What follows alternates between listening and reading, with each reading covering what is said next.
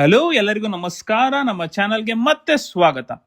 ಇವತ್ತಿನ ವಿಡಿಯೋ ಯಾವ್ದ್ರ ಮೇಲೆ ಅಂತ ನಿಮ್ಗೆ ಆಲ್ರೆಡಿ ತಮ್ನೇಲಿಂದಾನೇ ಗೊತ್ತಾಗಿರುತ್ತೆ. ಹೌದು, ಇವತ್ತಿನ ವಿಡಿಯೋದಲ್ಲಿ ನಾವು ಕವರ್ ಮಾಡ್ತಿರೋ ವಾಟರ್ ಫಾಲ್ಸ್ ಈ ಗೋವಾ ಮತ್ತೆ ಕರ್ನಾಟಕ ಬಾರ್ಡರ್ ನಲ್ಲಿ 1017 ಫೀಟ್ ಇಂದ ಮಿಲ್ಕ್ ಕಲರ್ ಅಲ್ಲಿ ಪ್ಯೂರೆಸ್ಟ್ ವೈಟ್ ಫಾರ್ಮ್ ಅಲ್ಲಿ 4 ಹಂತದಲ್ಲಿ ಬೀಳುವಂತಹ the mighty Doodh Sagar water falls. ಹೆಸರೇ ನಿಮ್ಗೆ ಸಜೆಸ್ಟ್ ಮಾಡುತ್ತೆ ದೂದ್ ಅಂತ, ಅಂದ್ರೆ ಮಿಲ್ಕ್ ಅಷ್ಟು ಪ್ಯೂರೆಸ್ಟ್ ವೈಟ್ ಫಾರ್ಮ್ ಅಲ್ಲಿ ಹರಿಯುವಂತ ವಾಟರ್ ಫಾಲ್ಸ್ ಇದು. ನೋಡಕ್ 2 ಕಣ್ಣಂತೂ ಸಾಲದೇ ಅಲ್ಲ, ತುಂಬಾ ಅದ್ಭುತವಾದ ದೃಶ್ಯ ಇದು. ಸೊ ಈ ವಾಟರ್ ಫಾಲ್ಸ್ಗೆ ನಾವು 2 ರೀತಿಲಿ ರೀಚ್ ಆಗ್ಬೋದು. ಒಂದು ಗೋವಾ ಅಫಿಷಿಯಲ್ ಫಾರೆಸ್ಟ್ ರೂಟ್ ಇಂದ ಟ್ರೆಕ್ಕಿಂಗ್ ಟಿಕೆಟ್ ತಗೊಂಡು ಬುಕ್ ಮಾಡಿ ನಾವು ವಾಟರ್ ಫಾಲ್ಸ್ ಅನ್ನು ರೀಚ್ ಆಗ್ಬೋದು. ಇನ್ನೊಂದು ಆ ರೈಲ್ವೆ ರೂಟ್ ಇಂದ ರೈಲ್ವೆ ಟ್ರ್ಯಾಕ್ ಇಂದ ನಡ್ಕೊಂಡು ಹೋಗಿ ಆ ಮೇಲ್ಗಡೆ ಹರಿತಿರುವ ವ್ಯೂನ ನೋಡಕ್ಕೆ ನಾವು ಆ ಬ್ರಿಡ್ಜ್ ನ ರೀಚ್ ಆಗ್ಬೋದು. ಸೊ 2 ರೂಟ್ ಅಲ್ಲಿ ನಾವು ಹೇಗೆ ಹೋಗ್ಬೇಕು ಅನ್ನೋದನ್ನ ಕ್ಲಿಯರ್ ಆಗಿ ಈ ವಿಡಿಯೋದಲ್ಲಿ ಕಂಪ್ಲೀಟ್ ಆಗಿ ನಿಮ್ಗೆ ಡೀಟೇಲ್ಸ್ ಕೊಡ್ತೀನಿ. ಸೊ ಎಲ್ಲೂ ಕೂಡ ಸ್ಕಿಪ್ ಮಾಡದೆ ವಿಡಿಯೋನ ಕೊನೆ ತನಕ ನೋಡಿ. ನೀವೇನಾದ್ರೂ ನಮ್ಮ ಚಾನಲ್ನ ಫಸ್ಟ್ ಟೈಮ್ ವಿಸಿಟ್ ಮಾಡ್ತೀರಾ, ದಯವಿಟ್ಟು ಸಬ್ಸ್ಕ್ರೈಬ್ ಮಾಡೋದನ್ನ ಮರಿಬೇಡಿ. ಬನ್ನಿ, ಇನ್ ತಡ ಮಾಡೋದು ಬೇಡ, ವಿಡಿಯೋನ ಸ್ಟಾರ್ಟ್ ಮಾಡೋಣ. ಸೊ ನಿಮ್ಗೆ ಆಗ್ಲೇ ಹೇಳ್ದಂಗೆ ಈ ಫಾಲ್ಸ್ ನ ರೀಚ್ ಆಗಕ್ಕೆ ನಮ್ಗೆ 2 ರೂಟ್ಗಳಿದೆ.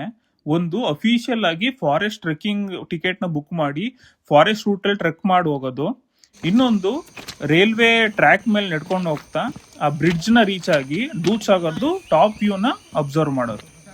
ಸೊ 2 ರೂಟ್ ನಾನು ಕಂಪ್ಲೀಟ್ ಆಗಿ ಹೇಗೆ ಹೋಗ್ಬೇಕು, ಎಲ್ಲಿ ಯಾವ ಸ್ಟಾಪ್ ಅಲ್ಲಿ ಇಳಿಬೇಕು ಅನ್ನೋ ಕಂಪ್ಲೀಟ್ ಡೀಟೇಲ್ಸ್ ಕೊಡ್ತೀನಿ. ಸೊ ಫಸ್ಟ್ ನಾನು ಹೇಗೆ ಅಫಿಷಿಯಲ್ ಆಗಿ ಗೋವಾ ಫಾರೆಸ್ಟ್ ರೂಟ್ ಇಂದ ಟ್ರೆಕ್ಕಿಂಗ್ ಟಿಕೆಟ್ ನ ಬುಕ್ ಮಾಡ್ಕೊಂಡು ಆ ಟ್ರೆಕ್ಕಿಂಗ್ ಮಾಡ್ಕೊಂಡು ಫಾಲ್ಸ್ ನ ಹೇಗೆ ರೀಚ್ ಆಗೋದು ಅನ್ನೋದನ್ನ ಕಂಪ್ಲೀಟ್ ಆಗಿ ಹೇಳ್ತೀನಿ. ನೆಕ್ಸ್ಟ್ ನಾನು ಹೇಗೆ ಬ್ರಿಡ್ಜ್ಗೆ ರೀಚ್ ಆಗಬೇಕು ಅನ್ನೋ ಡೀಟೇಲ್ಸ್ ನ ಕೊಡ್ತೀನಿ. ಸೊ ಅಫಿಷಿಯಲ್ ಆಗಿ ನಾವು ಫಸ್ಟ್ ಆನ್ಲೈನ್ ಅಲ್ಲೇ ನಾವು ಟಿಕೆಟ್ ನ ಬುಕ್ ಮಾಡ್ಕೊಬೇಕು ಟ್ರೆಕ್ಕಿಂಗ್ದು. ನಿಮಗೆ ಟ್ರೆಕ್ಕಿಂಗ್ದು ಟಿಕೆಟ್ ಬಂದು 600 ಪ್ಲಸ್ GST ಆಮೇಲೆ ಗೈಡ್ ಫೀಸ್ ಎಲ್ಲ ಇನ್ಕ್ಲೂಡ್ ಆಗಿ 627 ಆಗುತ್ತೆ. 10 ಮೆಂಬರ್ಸ್ಗೆ ಒಂದು ಗೈಡ್ನ ಅಸೈನ್ ಮಾಡ್ತಾರೆ. ಸೊ ನಿಮಗೆ ಗೈಡ್ ಫೀಸ್ ಕೂಡ ಟಿಕೆಟಲ್ಲೇ ಇನ್ಕ್ಲೂಡ್ ಆಗಿರುತ್ತೆ. ನೀವೇನು ಸಪ್ರೇಟಾಗಿ ಗೈಡ್ಗೆ ಏನು ಫೀಸ್ ಕೂಡ ಅವಶ್ಯಕತೆ ಇರೋದಿಲ್ಲ.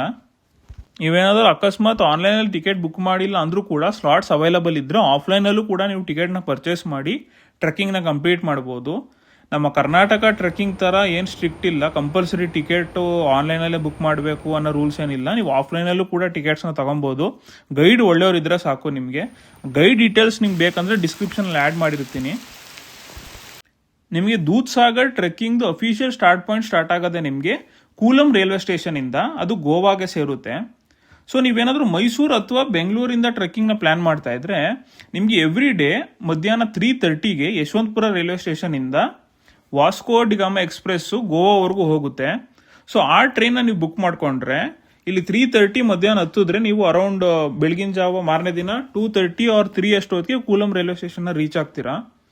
ಸೊ ಕೂಲಂ ರೈಲ್ವೆ ಸ್ಟೇಷನ್ ಇಂದ 100 ಮೀಟರ್ಸ್ ಹೊರಗಡೆ ಬಂದ ತಕ್ಷಣ ನಿಮಗೆ ಗೈಡ್ಸ್ಗಳು ಆಮೇಲೆ ಆ ದೂದ್ ಸಾಗರ್ ಟ್ರೆಕ್ಕಿಂಗ್ದು ಸ್ಟಾರ್ಟ್ ಪಾಯಿಂಟ್ ಸಿಕ್ಬಿಡುತ್ತೆ ನಿಮಗೆ ಅಫಿಷಿಯಲ್ದು.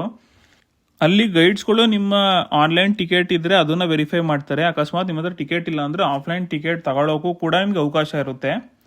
ಸೊ ಅಲ್ಲಿ ನಿಮ್ಮದು ಡೀಟೇಲ್ಸ್ ಎಲ್ಲ ತಗೊಂಡು ಅವ್ರು ನಿಮಗೆ ಟಿಕೆಟ್ನ ಕೊಟ್ಟು ಒಬ್ಬ ಗೈಡ್ನ ಅಸೈನ್ ಮಾಡ್ತಾರೆ. ಸೊ ಆ್ಯಕ್ಚುಲ್ ಟ್ರೆಕ್ಕಿಂಗ್ ಸ್ಟಾರ್ಟ್ ಆಗೋದು ನಿಮಗೆ ಅರೌಂಡ್ 6:30 ಇಲ್ಲ 7 AM ಅಷ್ಟೊತ್ತಿಗೆ. ಸೊ ಅಲ್ಲೇ ನಿಮಗೆ ಪೇಪರ್ ಟಾಯ್ಲೆಟು, ವಾಶ್ರೂಮ್ ಸರ್ವಿಸು ಎಲ್ಲ ಅವೈಲಬಲ್ ಇರುತ್ತೆ. ಸೊ ಅಲ್ಲಿವರೆಗೂ ನೀವು ಫ್ರೆಶ್ ಅಪ್ ಆಗ್ಬೋದು. ರೂಮ್ನೇ ಮಾಡಬೇಕು ಅನ್ನೋ ಅವಶ್ಯಕತೆ ಏನಿರೋದಿಲ್ಲ. ಸೊ ನೀವು ಫ್ರೆಶ್ ಅಪ್ ಎಲ್ಲ ಆದಮೇಲೆ ನೀವು ಗೈಡಿಗೆ ರಿಕ್ವೆಸ್ಟ್ ಮಾಡ್ಕೊಂಡ್ರೆ ಈವನ್ 6:30 ಬಿಫೋರು ಕೂಡ ನೀವು ಟ್ರೆಕ್ಕಿಂಗ್ನ ಸ್ಟಾರ್ಟ್ ಮಾಡ್ಬೋದು. ಸೊ ನೋಡಿ, ನಮ್ಮದು ಟ್ರೆಕ್ಕಿಂಗ್ ಸ್ಟಾರ್ಟ್ ಆಯಿತು. ವೆದರ್ ನೋಡಿ ಎಷ್ಟು ಸೂಪರ್ ಆಗಿದೆ ಅಂತ. ಸೊ ನಾವು ಅರೌಂಡ್ 6:15 ಅಷ್ಟೊತ್ತಿಗೆ ಟ್ರೆಕ್ಕಿಂಗ್ನ ಸ್ಟಾರ್ಟ್ ಮಾಡಿದ್ವಿ. ಒಂದು ಸ್ವಲ್ಪ ದೂರ ಟ್ರೆಕ್ಕಿಂಗ್ ಮಾಡಿದ್ಮೇಲೆ ಒಂದು ಸಣ್ಣ ರೆಸಾರ್ಟ್ ಥರ ಮಾಡಿಟ್ಟಿದ್ದಾರೆ. ಸೊ ಅಲ್ಲಿ ಏನು ಅಂದರೆ ನಿಮ್ಮದು ಈಗ ಅಕಸ್ಮಾತ್ ಸುಮಾರು ಜನ ರೈಲ್ವೆ ಸ್ಟೇಷನಿಂದ ಡೈರೆಕ್ಟ್ ಇಳಿದಿರ್ತಾರೆ. ಸೊ ಅವ್ರು ರೂಮ್ ಗಿಮ್ ಮಾಡಿರಲ್ಲ, ಟ್ರೆಕ್ಕಿಂಗೋಸ್ಕರನೇ ಬಂದಿರ್ತಾರೆ. ಸೊ ಅವ್ರಿಗೆ ಹೆಲ್ಪ್ ಆಗಲಿ ಅಂತಲೇ ಇದು ಮಾಡಿದ್ದಾರೆ. ಸೊ ಇಲ್ಲಿ ನಿಮ್ಮದು ಎಕ್ಸ್ಟ್ರಾ ಲಗೇಜ್ ಏನಾದ್ರು ಇದ್ದರೆ ಅಥವಾ ಬ್ಯಾಗೇಜ್ ಏನಾದರೂ ಇಡ್ಬೋದು, ಯಾವುದೇ ರೀತಿ ಚಾರ್ಜಸ್ ಇಲ್ಲ. ಸೊ ಅಕಸ್ಮಾತ್ ನೀವೇನಾದರೂ ವಾಶ್ರೂಮ್ ಅಥವಾ ಫ್ರೆಶ್ ಅಪ್ ಆಗೋಕ್ಕೆ ಅಲ್ಲಿ ಸ್ಟಾರ್ಟಿಂಗ್ ಪಾಯಿಂಟಲ್ಲಿ ಆಗಿಲ್ಲ ಅಂದರೂ ಕೂಡ ಇಲ್ಲೂ ಕೂಡ ನಿಮಗೆ ಆಪ್ಷನ್ ಇರುತ್ತೆ. ಇಲ್ಲೂ ಕೂಡ ನೀವು ಫ್ರೆಶ್ ಅಪ್ ಆಗೋಕ್ಕೆ ನಿಮಗೆ ಇದೊಂದು ಸೆಕೆಂಡ್ ಚಾನ್ಸ್ ಥರ ಸಿಗುತ್ತೆ ಇಲ್ಲಿ. ಸೊ ನಮ್ಮ ಎಕ್ಸ್ಟ್ರಾ ಲಗೇಜ್ ಎಲ್ಲ ಇಟ್ಟ ಮೇಲೆ ನಾವು ವಾಪಸ್ ಟ್ರೆಕ್ಕಿಂಗ್ನ ಕಂಟಿನ್ಯೂ ಮಾಡ್ತೀವಿ. ಈಗ ಫುಲ್ಲು ಫಾರೆಸ್ಟ್ ಒಳಗಡೆ ಎಂಟ್ರಿ ಆಗ್ತೀವಿ. ನಾವು ನೋಡ್ಬೋದು ನೀವು ಎಷ್ಟು ಗ್ರೀನರಿ ಆಗಿದೆ ಅಂತ. Full forest route. ಕೆಲವೊಂದ್ಸಲ ಹೋಗೋ ಪ್ಲೇಸ್ಗಿಂತ ಹೋಗ್ತಿರೋ ದಾರಿನೇ ಇಷ್ಟ ಆಗುತ್ತೆ. Okay,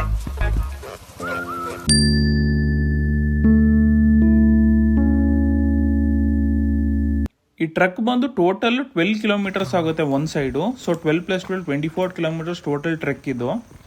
but easy to moderate ಅಂತ ಹೇಳ್ತೀನಿ, ಯಾಕೆಂದರೆ ತುಂಬ ಅಪ್ಪು ಡೌನ್ ಆ ಥರ ಇರೋದಿಲ್ಲ, ಆಲ್ಮೋಸ್ಟ್ ಫ್ಲ್ಯಾಟ್ ಟ್ರ್ಯಾಕೇ ಇರುತ್ತೆ. ಬಟ್ ಇಲ್ಲಿದು ಫಾರೆಸ್ಟ್ ಡಿಪಾರ್ಟ್ಮೆಂಟ್ ಅಂತ ಏನು ಸ್ಟ್ರಿಕ್ಟ್ ಇಲ್ಲ. ಸುಮಾರು ಪ್ಲಾಸ್ಟಿಕ್ ಬಾಟ್ಲ್ಸ್ನ ಉದ್ದಕ್ಕೂ ನೋಡ್ಬೋದು ನಾವು. ಬಟ್ ನಮ್ಮ ಕರ್ನಾಟಕದಲ್ಲಿ ಪ್ರತಿಯೊಂದು ಚೆಕ್ ಪೋಸ್ಟಲ್ಲೂ ಎಲ್ಲ ಪ್ಲಾಸ್ಟಿಕ್ ಐಟಮ್ಸ್ನ ಚೆಕ್ ಮಾಡಿ ಎಷ್ಟು ಸ್ಟ್ರಿಕ್ಟಾಗಿ ಮಾಡ್ತಾರೆ. ಬಟ್ ಇಲ್ಲಿ ನೋಡಿ ನೇಚರ್ನ ಹೆಂಗೆ ಪ್ಲಾಸ್ಟಿಕ್ ಎಲ್ಲ ಎಸ್ತಿ ಹಾಳು ಮಾಡ್ತಾ ಇದ್ದಾರೆ. ಅರೌಂಡ್ 1.5 to 2 ಕಿಲೋಮೀಟರ್ಸ್ ಅಷ್ಟು ಫಾರೆಸ್ಟ್ ರೂಟಲ್ಲಿ ನಾವು ಟ್ರೆಕ್ಕಿಂಗ್ ಮಾಡಿದ್ಮೇಲೆ ನಮಗೆ ಈ ಟೆಂಟ್ ಪಾಯಿಂಟ್ ಸಿಗುತ್ತೆ ನೋಡಿ. ಈ ಟೆಂಟ್ ಪಾಯಿಂಟಿಂದ ನಾವು ರೈಲ್ವೆ ಟ್ರ್ಯಾಕ್ ಮೇಲೆ ಟ್ರೆಕ್ಕಿಂಗ್ನ ಸ್ಟಾರ್ಟ್ ಮಾಡ್ತೀವಿ. ಸೊ ಫಾರೆಸ್ಟಿಂದ ವಾಪಸ್ ನಾವೀಗ ರೈಲ್ವೆ ಟ್ರ್ಯಾಕ್ ಮೇಲೆ ಟ್ರೆಕ್ಕಿಂಗ್ನ ಸ್ಟಾರ್ಟ್ ಮಾಡ್ತಾ ಇದ್ದೀವಿ.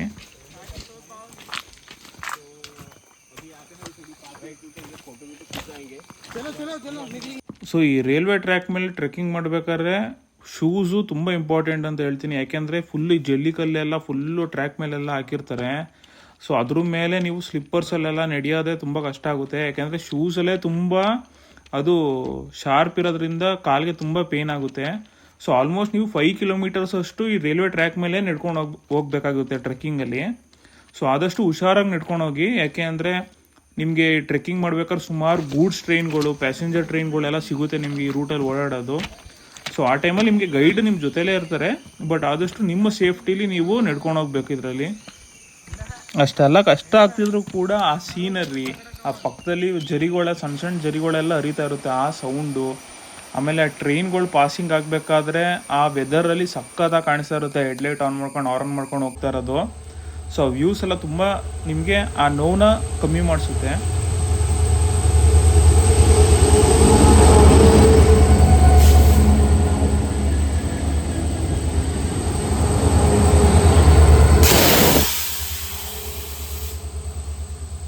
ಆ್ಯಕ್ಚುಲಿ ಇಲ್ಲೆಲ್ಲ ಬೋರ್ಡ್ ನೋಡ್ಬೋದು ನೀವು, ರೈಲ್ವೆ ಟ್ರ್ಯಾಕ್ ಮೇಲೆ ಟ್ರೆಕ್ಕಿಂಗ್ ಮಾಡೋದು ಇಲ್ಲೀಗಲ್ ಅಂತ ಹಾಕಿದ್ದಾರೆ. ಬಟ್ ಆ್ಯಕ್ಚುಲಿ ಟ್ರ್ಯಾಕ್ ಮೇಲೆ ಯಾವುದೇ ಸೂಪರ್ವಿಷನ್ ಇಲ್ಲದೆ ನಡಿಬಾರ್ದು, ಸೊ ಅದು ಅಫೆನ್ಸೇ. ಬಟ್ಟು ಫಾರೆಸ್ಟ್ ಆಫೀಸಿಂದನೇ ಗೈಡ್ನ ಅಸೈನ್ ಮಾಡಿರೋದ್ರಿಂದ, ಗೈಡ್ ನಮ್ಮ ಜೊತೇಲಿ ಇರೋದ್ರಿಂದ ಅವ್ರು ನಮ್ಮ ಹುಷಾರು ಕರ್ಕೊಂಡು ಹೋಗ್ತಾರೆ. ರೈಲ್ವೆ ಟ್ರ್ಯಾಕಿಂಗಲ್ಲಿ ಇಷ್ಟಿಷ್ಟು ಮೀಟ್ರಿಗೆ ಒಂದೊಂದು ಮಾರ್ಕಿಂಗ್ನ ಮಾಡಿಟ್ಟಿರ್ತಾರೆ. ಸೊ ಅದ್ರಲ್ಲಿ ನೀವು ಈಗ ನೋಡ್ಬೋದು, ಇಲ್ಲಿ 46/1 ಅಂತ ಇದೆ ಅಲ್ವಾ, ಅದು 46 ರೀಚ್ ಆದಾಗ ನಮ್ಮದು ರೈಲ್ವೆ ಟ್ರ್ಯಾಕ್ ಮೇಲೆ ಟ್ರೆಕ್ಕಿಂಗ್ ಮುಗಿದು ವಾಪಸ್ ಫಾರೆಸ್ಟ್ ರೂಟ್ ಒಳಗೆ ಎಂಟ್ರಿ ಆಗ್ತೀವಿ ನಾವು. ಈ ದೂದ್ ಸಾಗರ್ ವಾಟರ್ ಫಾಲ್ಸ್ ಇರೋ forest Bhagwan Mahavir national park and wildlife sanctuary under ಬರುತ್ತೆ. ಸೊ ಇದು ಗೋವಾಗೆ ಇನ್ಕ್ಲೂಡ್ ಆಗಿರೋದು ಇದು. ಸೊ ಇದ್ರದ್ದು ನ್ಯಾಷನಲ್ ಪಾರ್ಕ್ದು ಬೋರ್ಡ್ ಕೂಡ ನೋಡ್ಬೋದು ನಾವು, ಫಾರೆಸ್ಟ್ ಡಿಪಾರ್ಟ್ಮೆಂಟ್ ಗೋವಾದವ್ರದ್ದು. ಸೊ ಈಗ ಮಾನ್ಸೂನ್ ಟೈಮ್ ಆಗಿರೋದ್ರಿಂದ ಹೆವಿ ಮಳೆ ಬರ್ತಾನೆ ಇರುತ್ತೆ ಅಲ್ಲಿ. ಸೊ ಆದಷ್ಟು ನೀವು ರೈನ್ ಕೋಟ್ ಅಥವಾ ರೈನ್ ಜಾಕೆಟ್ನ ಹಾಕೊಂಡು ಹೋಗೋದು ಒಳ್ಳೆಯದು. ಇನ್ನು ಫುಲ್ ಫಾಲ್ಸ್ ರೀಚ್ ಆಗೋವರೆಗೂ ನಾವು ಇನ್ನು ಫಾರೆಸ್ಟ್ ರೂಟಲ್ಲೇ ಟ್ರೆಕ್ಕಿಂಗ್ ಮಾಡಬೇಕು. ಸೊ ಈಗ ಮಾನ್ಸೂನ್ ಟೈಮ್ ಆಗಿದೆ, ಅಕಸ್ಮಾತ್ ಮಾನ್ಸೂನ್ ಇಲ್ದಿರೋ ಟೈಮಲ್ಲಿ ಫ್ರಮ್ ಅಕ್ಟೋಬರಿಂದ ಇಲ್ಲಿ ಜೀಪ್ ಸರ್ವಿಸ್ ಕೂಡ ಇರುತ್ತೆ ನಿಮಗೆ. ಸೊ ಜೀಪ್ ಪ್ರತಿಯೊಬ್ಬರಿಗೂ ಅರೌಂಡ್ 850 ಚಾರ್ಜ್ ಮಾಡಿ ನಿಮಗೆ ಫಾಲ್ಸ್ ಹತ್ರನೇ ಕರ್ಕೊಂಬರ್ತಾರೆ ಜೀಪಲ್ಲೇ. ಈ ಫಾರೆಸ್ಟ್ ರೂಟಲ್ಲಿ ನಿಮಗೆ ಸುಮಾರು ಹಲಸಿನ ಮರಗಳು ಕಾಣುತ್ತೆ, ವೆದರ್ ಅಂತೂ ಸೂಪರ್ ಆಗಿರುತ್ತೆ, ಹಿಮ ನೋಡಿ, ಆಮೇಲೆ ಒಂದು ಸಣ್ಣ ದೇವಸ್ಥಾನ ಕೂಡ ಸಿಗುತ್ತೆ ನಿಮಗೆ. ಆ್ಯಪಲ್ ಬೆಸ್ಟ್ ಫುಡ್ ಅಂತೀನಿ ಟ್ರೆಕ್ಕಿಂಗ್ ಟೈಮಲ್ಲಿ, ಜ್ಯೂಸಿಯಾಗೂ ಇರುತ್ತೆ, ಆಮೇಲೆ ನಿಮ್ಗೆ ಎನರ್ಜಿ ಕೂಡ ಕೊಡುತ್ತೆ. ಸೇಫ್ ಫ್ರಾಕ್ಸ್ ಅಂತ ಕಣ, ಎಲ್ಲೂ ನೋಡಿರಲಿಲ್ಲ ಕಣ. ನಿಮಗೆ ಈ ರೂಟಲ್ಲಿ ಸುಮಾರು ವಾಟರ್ ಕ್ರಾಸಿಂಗ್ಸ್ಗಳು ಸಿಗುತ್ತೆ, ತುಂಬ ಅದ್ಭುತವಾಗಿರುತ್ತೆ ಅದನ್ನೆಲ್ಲ ನೋಡೋಕ್ಕೆ.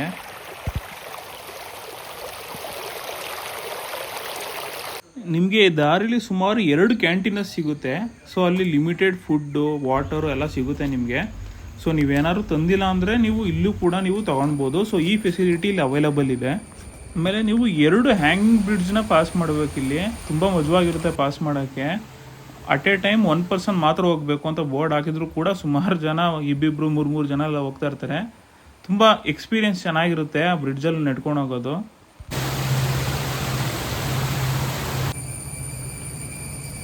ನೋಡಿ ಇನ್ನೇನು ಫಾಲ್ಸಿಗೆ ಹತ್ರ ಆಗ್ತಾ ಇದ್ದೇವೆ ನಾವು. ದೂರದಿಂದ ಫಾಲ್ಸ್ ಎಷ್ಟು ಸೂಪರಾಗಿ ಕಾಣಿಸ್ತಿದೆ ಅಂತ, ಇನ್ನು ಹತ್ರದಿಂದ ವ್ಯೂ ಹೇಗಿರುತ್ತೆ ಅಂತ ತೋರಿಸ್ತೀವಿ, ನೋಡ್ತಾ ಇರಿ.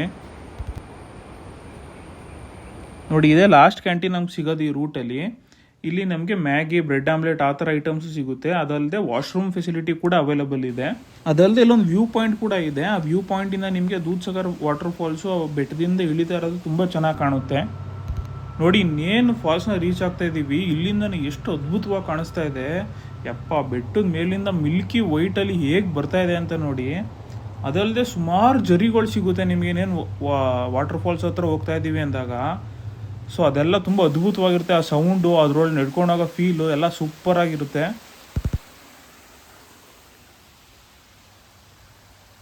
ನೋಡಿ, ಅಂತೂ ಇಂತೂ ಫಾಲ್ಸ್ ಅಂತೂ ರೀಚ್ ಆದ್ವಿ. ವ್ಯೂ ನೋಡಿ ಎಷ್ಟು ಅದ್ಭುತವಾಗಿದೆ ಅಂತ. ಇನ್ನು ಫುಲ್ಲು ವ್ಯೂಸ್ಗಳ್ನ ಹಾಕ್ತೀನಿ ನೋಡಿ, ನೀವೇ ಎಂಜಾಯ್ ಮಾಡಿ.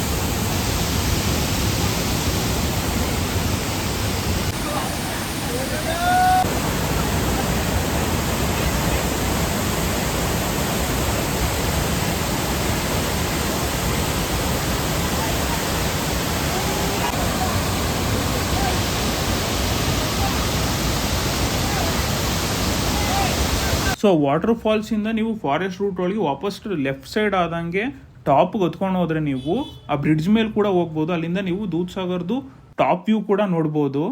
ಬಟ್ ಅದು ನಿಮ್ಮ ರಿಸ್ಕು, ಯಾಕೆಂದ್ರೆ ಅಲ್ಲಿ RPF ಪೊಲೀಸವ್ರು ಇರ್ತಾರೆ.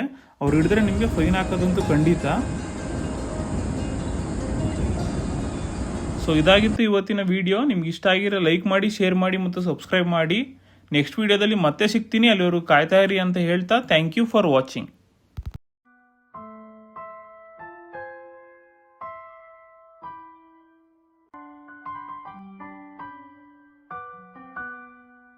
Please like, share and subscribe.